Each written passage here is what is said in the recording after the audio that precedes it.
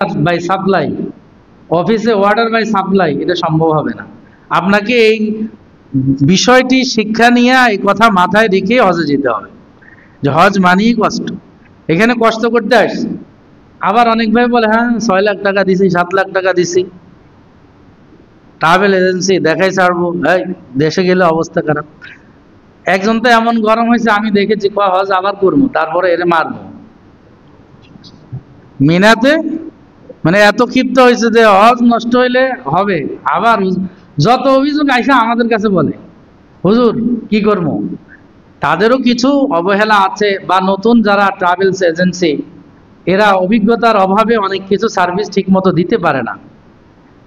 কিন্তু এর মানে এটা নয় যে আমি সেখানে এর প্রতিশোধ নেব, কারণ আল্লাহ স্পষ্ট বলছেন আজ আল হজ্জু আশহুরুম মা'লুমাত ফামান ফারাদা ফীহিন্নাল হজ্জ ফালা রাফাথা ওয়ালা ফুসুকা ওয়ালা জিদালা ফিল হজ্জ। যে হজের মধ্যে কোনো রাফাস করা যাবে না, কাম ভাব উত্তেজক কোনো শব্দ, কোনো আচরণ, কাম ভঙ্গি এটা প্রকাশ করা যাবে না অন্তত এই 3 দিনে। আর হলো কোনো গুনাহের কাজ করা যাবে না, ওয়ালা ফুসুকা, ফুসুকা মানে যে কোনো ধরনের গুনাহের কাজ, আল্লাহ আল্লাহ রাসূলের নাফরমানি হয় এমন কোনো কাজ করা যাবে না। 3 নম্বর ওয়ালা জিদালা ফিল হজ্জ, ঝগড়া করা যাবে না, ধৈর্য ধরতে হবে। ঝগড়ার পরিবেশ সৃষ্টি হবে, মনের বিপরীত অনেক কিছু আসবে।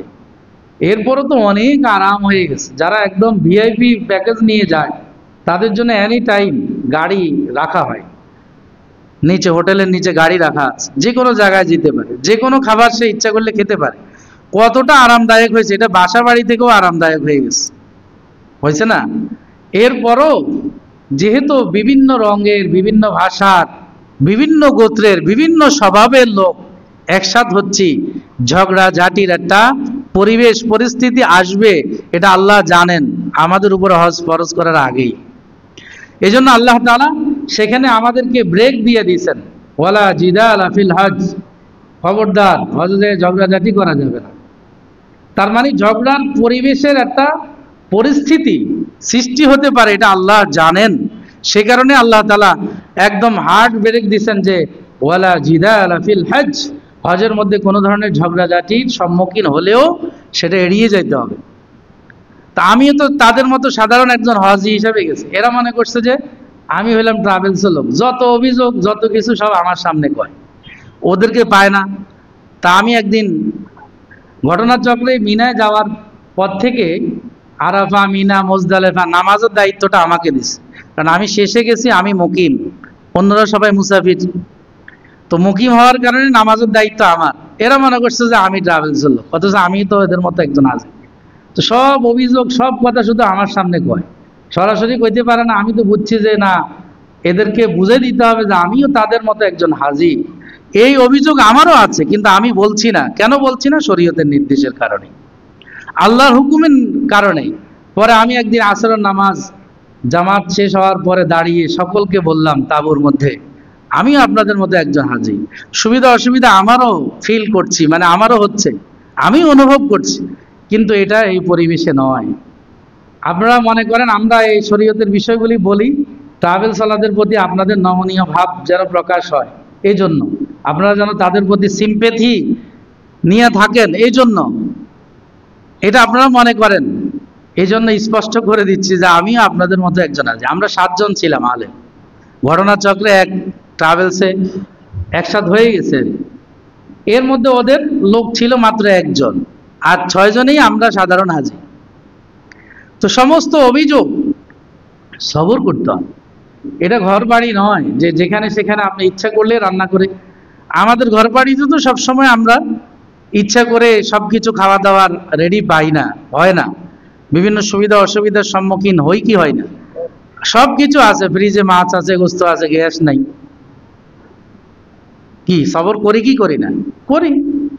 সব কিছু ঠিক আছে, যিনি রান্না করবেন তিনি অসুস্থ, তা আমরা এটা মেনে নিই না। সেখানেও ওই পরিস্থিতির সম্মুখীন আমরা হতে পারি, ইচ্ছায় হোক অনিচ্ছায় হোক। এজন্য আল্লাহ রাব্বুল আলামিন বলছেন ওয়ালা জিদালা ফিল হজ, এবং হজের মধ্যে কোনো গুনাহের সম্ভাবনা থাকে না, শুধু একটা গুনার সম্ভাবনা থাকে, সেটা হলো চোখের গুনাহ, বেপর্দার গুনাহ। আমাদের এখান থেকেও তো অনেকে যায় যারা পর্দায় বুঝে না, হজ করে পায়জামা পরে, পায়জামা এই নিচের মহিলাদের এই পায়ের গোড়ালি দেখা যায়, মহিলাদের টাকনু এই যে পায়ের গোড়ালির নিচে, এটা শুধু দেখানোর নামাজের মধ্যে সুযোগ আছে, এছাড়া তো এটা সতর, এর উপরে তো সতর, এটা দেখানো কি বৈধ? এখন কি প্লাজো না কি পরে, এটা পরলে সব এখানে চলে আসে পায়জামা। আপনার ভাইয়ের সামনেও তো আপনি এই পোশাক পরতে পারবেন না, আপনার বাপের সামনে এই পোশাক আপনি পরতে পারবেন না। আমরা কয়জনে জানি এই বিষয়টি? মেয়েদের জন্য মা বাপ ভাই যারা মাহরাম আছে তাদের কাছে, তাদের সামনে এক ধরনের পর্দা, সেটা হলো চেহারা বা এই যে গলার উপরের সাইডটা প্রকাশ করতে পারবে, কনুর বাহিরের সাইডটা প্রকাশ করতে পারবে, কিন্তু এদিক দেখাইতে পারবে না। এখন যে আমরা ব্লাউজ মারি, এই যে ব্লাউজ পরে না, একটা তো একটা হাতা কাটা ব্লাউজ আছে একটা, এটা ভাইগো এই দৃশ্য আপনার শরীরের এই অংশ আপনার ভাই বাবা আপনার মামা খালু এদেরকেও আপনি এই অংশ দেখাতে পারবেন না। তো বুঝি আমরা এটা শরীর পর্দা তো থাক দূরের কথা, মানে ফরজ পর্দাই তো আমরা লঙ্ঘন করছি। এখন আল্লাহ কোনোভাবে হয়তো বুঝ দিছে, হজে চলে গেছে, ওখানে যাইয়া এই অবস্থা। আল্লাহ আমাদেরকে হেফাজত করুক। এই জন্য যারা হজে যাবেন তাদের জন্য গুরুত্বপূর্ণ একটা বিষয় যেটা আমার কাছে অনুভব হয়েছে, সেটা হলো চোখের পর্দা যদি করা যায় তাহলে হজে অন্য কোনো গুনার সম্ভাবনা নাই। বিভিন্ন নাল নীল বিভিন্ন দেশের আসে, তো চোখের হেফাজতটা যদি করা যায় তাহলে ওখানে অন্য কোনো গুনাহের সম্ভাবনা নাই। আর একটা হলো যে সবর করা, ধৈর্য ধারণ করা, তাহলে কোনো ঝগড়ার সৃষ্টি হবে না। আল্লাহ আমাদেরকে তৌফিক দান করেন। হজের উপকারিতা, লিয়াশহাদু মানাফিআ লাহুম, আল্লাহ তাআলা সূরাতুল হজে বলছেন, আরে মেয়ে হজ ফরজ করছি এই জন্য যাতে করে আমার মানাফিগুলি তোমরা দেখতে পাও, আমি কি কি নিদর্শনাবলী রেখেছি সেটা তোমরা যেন প্রত্যক্ষ করো, সচক্ষে দেখতে পাও। হাদিসে পাকের মধ্যে রাসূল আকরাম সাল্লাল্লাহু আলাইহি সাল্লাম বলেছেন, সহিহ হাদিস, তিরমিজি শরীফের রিওয়ায়াত, তাবিউল হজ্জ ওয়াল উমরা ফাইন্নাহুমা ইয়ানফিয়ানিল ফাকর ওয়াদ-দুনূব। হজ উমরা ধারাবাহিকভাবে একটার পর একটা করতে থাকো, বারবার করতে থাকো, এতে তোমাদের দুইটি উপকার হবে। আল্লাহ তাআলা জানে যে আমরা যারা দুনিয়াবি লোভ লালসা নগদ চাই, তাদের একটা চাওয়া পাওয়া অন্তরে আমরা লালন করি বা আমাদের থাকে, সেটা হলো যে দুনিয়া নগদ কি পাইলাম। আল্লাহ এই জন্য বলছে ইয়ানফিয়ানিল ফাকর, প্রথম বলছে যে তোমাদের দারিদ্রতা বিমোচন হবে। বলে হুজুর 1 ঘন্টা জমি ছিল 7 লাখ বিক্রি করে হজে গেলাম, জমিটাও হারাইছি, আমরা কোন দারিদ্রতা বিমোচন হইল? পৃথিবীর ইতিহাস এই পর্যন্ত কেউ হজ করে গরিব হয় নাই, কেউ হজ করে দারিদ্র হয় নাই, কেউ হজ করে অর্থনৈতিক সমস্যায় পড়ে নাই। এটা আল্লাহ তাআলার ওয়াদা। এবং সহিহ হাদিসের বর্ণনা, আল্লাহ রাসূল বলছেন যে তোমরা হজ উমরা বেশি বেশি করতে থাকো, এতে তোমাদের দারিদ্রতা বিমোচন হবে, অর্থনৈতিক স্বাবলম্বিতা আসবে, পরিবারে তোমাদের স্বাবলম্বিতা আসবে। এটা আল্লাহর রাসূলের ওয়াদা।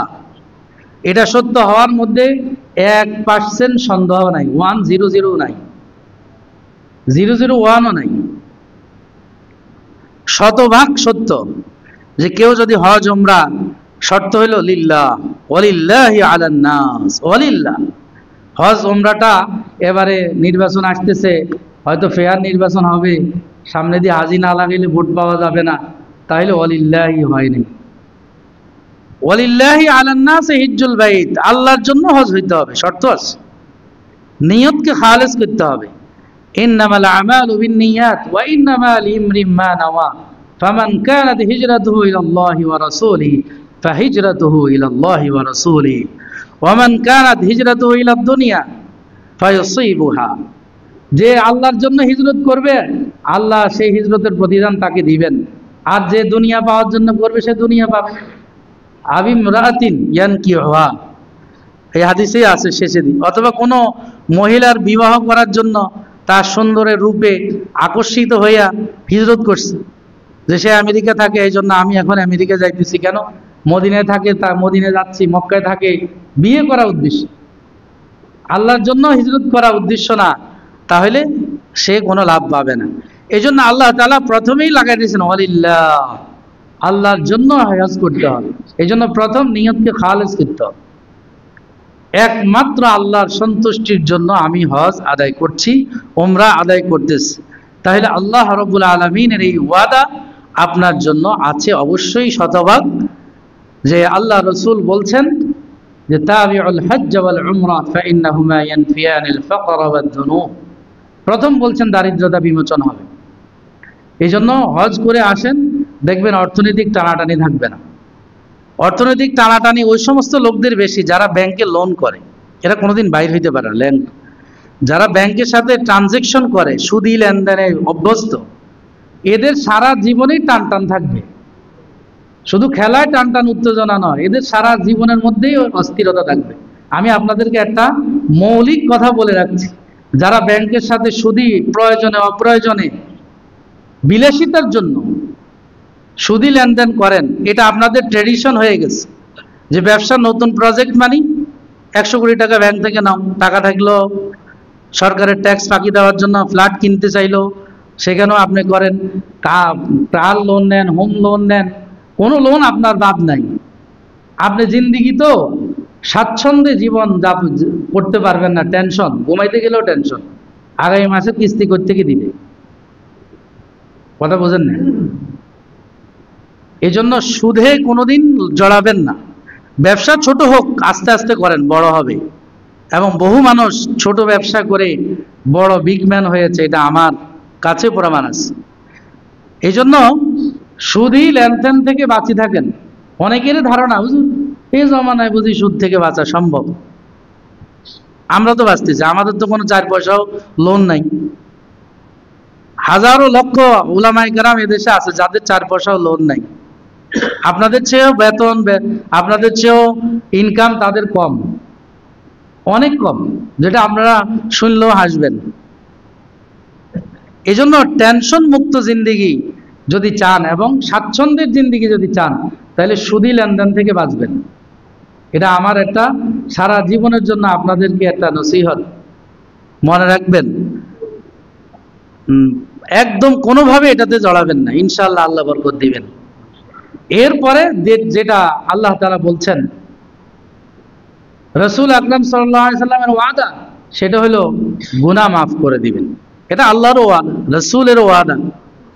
এবং রাসূল একটা উদাহরণ পেশ করেছেন যে গুনাহটা মাফ হবে এরকম, পরিষ্কার হয়ে যাবে এরকম, যেরকম জং ধরা লোহা, সেটাকে আগুনে দিয়ে আমরা কামারের কাছে দিয়ে এটাকে পরিষ্কার করে নিই, সেখানে দিলে আর কোনো জং থাকে না। আমার আপনার যত জিন্দেগির গুনাহ, হজের মাধ্যমে আল্লাহ রাব্বুল আলামিন আমাকে আপনাকে এরকম পরিষ্কার করে দিবেন। এমনকি হাদিসে পাকের মধ্যে আল্লাহ রাসূল সাল্লাল্লাহু আলাইহি ওয়াসাল্লাম বলছেন, রাজা কায়াউমিন ওয়ালাদাতহু উম্মু, সে এতটুকু নিষ্পাপ হইয়া তার বাড়ি ঘরে ফিরবে যেদিন সে মাতৃ উদর থেকে পৃথিবীতে আসছে, নিষ্পাপ ছিল, কোনো অপরাধ, কোনো দাগ তার গায়ে লাগেনি, এরকম নিষ্পাপ হয়ে আল্লাহর কাছ থেকে সে ফিরবে। সুবহানাল্লাহ। এই জন্য হজের 2টা মৌলিক ফায়দা। একটা হলো আর্থিকভাবে আপনি স্বাবলম্বী হবেন, আপনার দারিদ্রতা বিমোচন হবে, আপনার আর্থিক অসঙ্গতি, টানাপোড়েন এটা চলে যাবে ইনশাআল্লাহ। 2 নম্বর হলো আল্লাহ তাআলা আপনার জিন্দেগির গুনাহগুলি মাফ করে দিবেন। সগীরা গুনাহ মাফ হবে, এটা তো অটোমেটিক। আর যদি আপনি তওবা করতে পারেন, কাবা ধরে কান্না করতে পারেন, কাবা দেখে কান্না করতে পারেন, মুলতাজামে যাইয়া জড়ায় কান্না করতে পারেন, আল্লাহ আমার গুনাহগুলি মাফ করে দেন, এর চেয়ে বড় দোয়া আর কিছু নেই।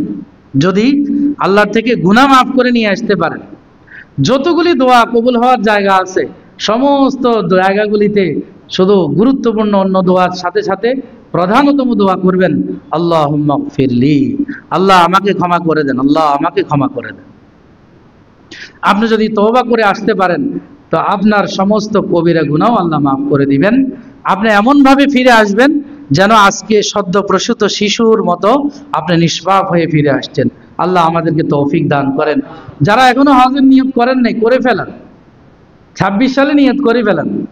আপনি জানেন না আজরাইল আপনার জন্য কিভাবে ঘোরাফেরা করছে, আমিও জানি না কখন আমাদের মৃত্যু চলে আসতে পারে।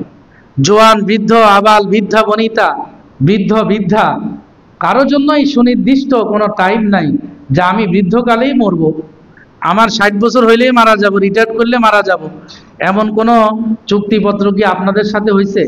আমার তো জানা নাই এরকম কোনো চুক্তি হয়েছে, হয়নি। এই জন্য হজ করে যদি না মারা যায় তো আল্লাহ রসুল সাল্লাল্লাহু আলাইহি সাল্লামের ধমকি আছে। কি ধমকি? আল্লাহু আকবার, ওয়ামান লাম ইয়াহুজ্জ ফালইয়ামুত ইনশা ইয়াহুদিয়া ওয়া ইনশা নাসরানিয়া। কেউ যদি হজের সামর্থ্য রাখা সত্ত্বেও হজ করে মারা যায়নি, হজ করে নাই, এই অবস্থায় তার মৃত্যু হয়ে গেছে, তা আল্লাহ রসুল বলেন সে ইহুদি হয়ে মরুক আর নাসারা হয়ে মরুক, এতে আমার যায় আসে না। কত বড় ধমকি! সে ইহুদি হয়ে মরুক নাসারা হয়ে মরুক, কিছু যায় আসে না। বহু মানুষ আছে গ্রামে নামাজ রোজা নামাজ রোজা সবকিছুই করে, কিন্তু হজ করার কোনো চিন্তা নেই। আমার কাছে তো টাকা নেই, জমি আছে 10 কানি, এরপরেও এর কাছে টাকা নেই। ছেলে 3টা বিদেশ থাকে, একটা বিসিএস ক্যাডার, এরপরে এর কাছে কি নাই? টাকা নেই। এরম লোকের অভাব কইলাম না, মৃত্যু পর্যন্ত যাবে না। লা ইউমলাউ জাওফা ইবনা আদম ইল্লা তুরাব। বুখারীতে আল্লাহ রাসূল বলেন যে বনি আদমের পেট মাটি ছাড়া, কবর দিয়া যখন 3 দিন চলে যাবে, পেট ফাইটা যখন মাটি ঢুকবে, তখনই একমাত্র তার আশা আকাঙ্ক্ষা লোভ লালসার শেষ পরিসমাপ্তি ঘটবে, এর আগে আর ঘটবে না। মানে মৃত্যুর আগ পর্যন্ত জমিন কোনটা বেশি দামি, কোনটা কিনা যায় 2-4টা। গ্রামের মানুষ তো এরকমই, গ্রামের ম্যাক্সিমাম মানুষ হলো কিভাবে আপনি মসজিদে চাঁদা চাইলে 2 টাকাও বাইর হবে না। যদি আপনি বলেন যে জমি এটা বিক্রি হবে, দেখবেন যে 5 জন, কবে কত, দেখো আমি নিব। গ্রামের মানুষের অবস্থা হলো এরকম, ছেলে সন্তানদের পড়ানোর জন্য কোনো টাকা খরচ করবে না, এটাকে তারা জরিমানা মনে করে। আর আপনারা এখানে শিক্ষিত লোক আছেন, অনেকেই ছেলে মেয়ের পড়াশোনার জন্য বাবার জমি বিক্রি করে আনে, পড়ালেখা করাই দিয়েছেন। দুই ধরনের লোকের মন মানসিকতা, 2 ধরনের, ঠিক না বেটি? এরা মসজিদে চাঁদা দিলে, আমি মসজিদের এলাকার মসজিদের সাথে সম্পৃক্ত দেখি তো, জমি কিনে 10 লাখ 20 লাখ টাকা দিয়ে, কিন্তু মসজিদে 1 বস্তা সিমেন্ট দিবে এইটার সামর্থ্য তার নাই। মসজিদে শুক্রবারে টাকা দিলে কত দেয়? 2 টাকা 5 টাকা। এটা এখন অচল, বাংলাদেশে এই 2 নোট এখন অচল হওয়ার পথে আছে। 10 টাকার চল বেশি, সর্বনিম্ন আর কি। এই হলো পরিস্থিতি। এই জন্য এই সমস্ত লোকরাই মনে করে হজ করবো কেন, আর আমার কাছে জমিন আছে। এই জন্য ওই মাসালাটা গুরুত্বপূর্ণভাবে বললাম, গুরুত্ব সহকারে বললাম যে এটা গুরুত্বপূর্ণ মাসালা, যে জমি জমা আছে প্রয়োজনের অতিরিক্ত আপনার হজ ফরজ। আর আমরাও মনে করি অনেকেই যে আমাদের ছেলে মেয়ে পড়াশোনা করছে, এখনো বিয়ে শাদী দেওয়া হয়নি, আমি কেমনে হজ করি, এই ধারণা ঠিক নয়। অথবা হজ করলে আমি নামাজি হয়ে যেতে হবে, দাড়ি রাখতে হবে, তা এখন ছেলের বিয়ে হয় নাই, মেয়ের বিয়ে হয় নাই, তবু বাপ বিয়ে বুড়ো হয়ে গেছে, এই ধারণাও অনেকে আমরা পোষণ করি। তো কি হয়েছে, ছেলে মেয়ে বিয়ে দিছে, তো আমি বুড়ো হয়েছি এই জন্যই তো বিয়ে শাদী দিচ্ছি। আমি জওয়ান থাকলে কি বিয়ে দেওয়ার সামর্থ্য হইতো? এই বয়সে বুঝতো না। তো নামাজি হব আমি, অসুবিধা কি? 10 বছর আগে নামাজি হয়ে গেলাম, 10 বছর আগে আমার দাড়িটা মুখে উঠলো, অসুবিধাটা কোথায়? এবং এটা সম্মানের, আপনার উপরে ট্রান্সপারেন্সি, মানুষের ট্রাস্ট কনফিডেন্স আরো বেশি বাড়বে। এই জন্য দিনদারির কারণে কোনো মানুষ দুনিয়াতেও ঠকে না, আখিরাতে তো কোনো প্রশ্নই আসে না ইনশাআল্লাহ। আমরা যারা হজ ফরজ হয়ে গেছে এখন হজ করি নাই, নিশ্চিন্তভাবে আমরা করে ফেলবো। দিন দিন খরচ বাড়বে। খরচ বাড়ার বড় একটা গুরুত্বপূর্ণ কারণ হলো আগে সৌদি সরকার এটা বিনামূল্যে এই সার্ভিসটা দিত, এখন আমাদের অর্থ দিয়েই পরিপূর্ণ আমাদেরকে সার্ভিসটা দেওয়া হচ্ছে। আপনি যে 40 দিন থাকবেন 30 দিন থাকবেন, কি পরিমাণ জমজমের পানি আপনি পান করবেন, কয়টা গ্লাস লাগবে, এটাও হিসাব করে আপনার থেকে নেওয়া হচ্ছে। এবার বুঝতে পারছেন কেন হজের সাথে খরচের এত ডিফারেন্স হয়ে গেছে। এবং পাশাপাশি আমাদের বিমান বাংলাদেশ পুরা বছর যে লস করে, এটা উঠাইতে হবে না? তো এরা বিমান ভাড়া যদি নর্মালি 65,000 70,000 থাকে, হাজিদের জন্য এরা করছে 1,90,000। এখন প্রায় 1,91,000 টাকা শুধু বিমান ভাড়া নিচ্ছে, যেটা নর্মাল অন্য অন্য শ্রমিক যারা বিদেশে থাকে আমাদের প্রবাসী ভাইদের জন্য 60-65 হাজার টাকা নিচ্ছে। তাহলে ডিফারেন্সটা কোথায় আপনি বোঝেন? অনেক ডিফারেন্স হয়ে গেছে। আর এটার অজুহাত হইলে বিমান তো খালি আসে, খালি আনতে কইছে কি আপনাকে? আপনি একটা সিস্টেম করেন, এটাকে আপনার ট্রানজিট করেন, আপনি দুবাই আনেন, ওমানে নেন, ইয়েতে নেন, কুয়েতে নেন, সেখান থেকে পর্যাপ্ত যাত্রী পাওয়া যায়, সেটা ভরপুর হয়ে আসুক। এদের খালি আসতে হবে কে বলছে? ওই যে সব কিছুর পিছনে হলো 2 নম্বরই। বাঙালি কোনোদিন 1 নম্বর চিন্তা করতেই পারে না, এর 1 নম্বরই চিন্তা আসে না। সরকারি কর্মকর্তা যারা আছে এদের 1 নম্বর চিন্তা যে দেশের উন্নয়ন হবে, দেশের 2টা টাকা বাঁচবে, মানুষ উপকৃত হবে, জনগণ উপকৃত হবে, এই চিন্তা বহু আগে এরা বাদ দিয়ে দিচ্ছে, বহু আগে। এটা বাদ দিয়ে চাকরিতে ঢুকছে, কারণ হে তো 20 লাখ 30 লাখ টাকা ঘুষ দিয়ে ঢুকছে। সামান্য একজন প্রাইমারি স্কুলের শিক্ষক 10 লাখ টাকা ঘুষ। আপনি চিন্তা করেন 20-22 হাজার টাকা বেতনে নিচ্ছে। একজন পুলিশ কনস্টেবল তার 10 লাখ 12 লাখ টাকা ঘুষ দিয়ে সে বাপ দাদার জমি বিক্রি করে এসে ঢুকছে। তো এতে কি এখানে আইসা আপনি মনে করেন যে ভালো সার্ভিস দিবে? সে তো প্রথম একটা চাপ নিয়ে ঢুকছে যে এই ঘুষটা আমি উঠাইতে হবে, এই যে সুদের উপরে টাকা নিয়ে আমার বাবা চাকরিতে দিছে, ঘুষ দিছে, এটা আমার উঠাইতে হবে না? তখন হে এখান থেকে গুতা দেয়, ওখান থেকে গুতা দেয়, ওখানে হামলা করে, সেখানে হামলা করে, অপরাধী ধরার জন্য না, টাকা নেওয়ার জন্য। ম্যাক্সিমাম পুলিশের ডিউটি হলো, আইন হলো যে কিভাবে পেট ভর্তি করা যায়, জনগণের স্বার্থ এখানে রক্ষা করা হয় না। এই জন্য আমি বলছিলাম না যে এই গোষ্ঠীটা এটা বাদ দিয়ে দিতে পারলে ভালো, নতুন করে একটা প্রজন্ম সৃষ্টি করতে পারলে দেশের উন্নতি হইতো, দেশের মানুষ সুশাসন পাইতো, সার্ভিস ভালো পাইতো। কেন এটা তো সম্ভব না। একদম পুরা একদম ক্যান্সার হলে যেরকম এমনি কাইটা এটারে ফেলে দেয়, বায়োপসি করার পরে যখন নিশ্চিত হয় তখন এটা শরীর থেকে আলাদা করে দিলে যেরকম একজন মানুষ বাঁচানো যায়, গ্যাংগ্রিল হইলে মানুষ বাঁচানো যায়, এদেরকেও একদম মানে সরকারি ব্যবস্থাপনা থেকে বাদ দিয়ে দিতে হবে। কয়জনের চরিত্র পরিবর্তন করবে? কয়জনের? একদম টপ টু বাটন সবাই একই নৌকার মাঝি। মানে প্রশাসনটা এরকম মনে করো যে এখানে ঢুকলেই টাকা, আর এখানে 2 নম্বরই না করলে আমার কোনো টাকা নেই। আল্লাহ আমাদেরকে হেফাজত করুন। এই জন্য আলোচনা চলছিল যে হজের বিষয়টি আমরা যেন সবাই চিন্তা করি ইনশাআল্লাহ, যেন আমাদের যাদের উপরে হজ ফরজ হয়ে গেছে আগামী বছরেই হাদিসে পাকের মধ্যে এবং শরীয়তের মাসালা, শরীয়তের ডিসিশন হলে এটা, অপিনিয়ন হলে এটা যে কারো উপর যদি হজ ফরজ হয়ে যায় তাহলে হজ বিলম্ব করাটা গুনাহ, হজ বিলম্ব করাটা গুনাহ। এটা আপনারা মাথায় নেবেন। আদায় হবে, আপনি 10 বছর পরে আদায় করলেও আপনার হজ ফরজ আদায় হবে, এই 10 বছরের গুনাহ আপনি টানতেছেন, এটা মনে রাখবেন। এই জন্য অনেকে আমরা বৃদ্ধ বয়সে যাই, একদম কষ্টের কাজটা করে হাঁপিয়ে যায়, হারিয়ে যায়। বহু হাজি দেখা যায় মারাও গেছে। একজনকে আমি দেখছি যে জামরাতে পাথর মারতে গেছে, বেচারা আমি দুর্বল হয়ে গেছি, জোয়ান মানুষ, আরো 10 বছর আগের কথা। তো ওরা চিৎ করে শোয়াই রাখছে, এখন বাংলা কি কয় বোঝে না তো পুলিশ, তা আমাদেরকে ডাকছে, ডাকে বলে যে দেখো তো কি বলে শোনো। তো এর জিজ্ঞাসা করলাম, এত দুর্বল হয়েছে বেড়া, অসুস্থ মানুষ, এক তো বয়োবৃদ্ধ, তো ঠিক মতো কথাও বলতে পারে না। পরে দেখলাম যে তার বাড়ি হলো কেরানীগঞ্জ, বয়স হবে প্রায় 80-র উপরে। তো সে জমরাতে হাঁটি গেছে, এটা তো আল্লাহর বড় মেহেরবানি। যাই এখানে কাইতে গেছে, আর হাঁটতে পারে না। আর আমরা জওয়ানরাই হাঁপিয়ে যাই, এত কঠিনতম ইবাদত, সেখানে এত বয়স্ক একজন লোক যে কিভাবে সাফার করবে, এটা স্বাভাবিক বিষয়। তো এই বেচারা না জানে ভাষা, না চিনে কিছু, তো সে অপরিচিত জায়গা যে এই বিপদের সম্মুখীন হয়। এই জন্য জওয়ানকালে হজ করেন। আলহামদুলিল্লাহ এটার সংখ্যা বাড়তেছে আমাদের, এটা আলহামদুলিল্লাহ আমাদের দেশে এই সংখ্যা কি বাড়তেছে। আল্লাহ তাআলা আমাদেরকে তৌফিক দান করুন। যারা রিটায়ার্ড করছেন, আপনি টাকা পয়সা পাইছেন, আপনার উপর হজ ফরজ হয়ে গেছে, সাথে সাথে আপনার অ্যাকাউন্টে টাকাটা আসার সাথে সাথে আপনার উপর হজ ফরজ হয়ে গেছে, আগে না থাকলেও এখন ফরজ হয়ে গেছে। ইনশাআল্লাহ নিয়ত করে ফেলেন যে ইনশাআল্লাহ আগামী বছরেই হজে যাব ইনশাআল্লাহ। আল্লাহ আমাদেরকে তৌফিক দান করেন এবং দোয়া করেন আল্লাহ যেন আপনাকে এই তৌফিক দান করেন, এই ইবাদত করার সামর্থ্য আল্লাহ দেয়। আল্লাহ যেন এই প্রেম ভালোবাসা আমার আপনার অন্তরে দান করে, তাহলেই সম্ভব হবে ইনশাআল্লাহ। আমরা যারা ক্বাবলাল জুমা পড়িনি, ক্বাবলাল জুমা পড়ি।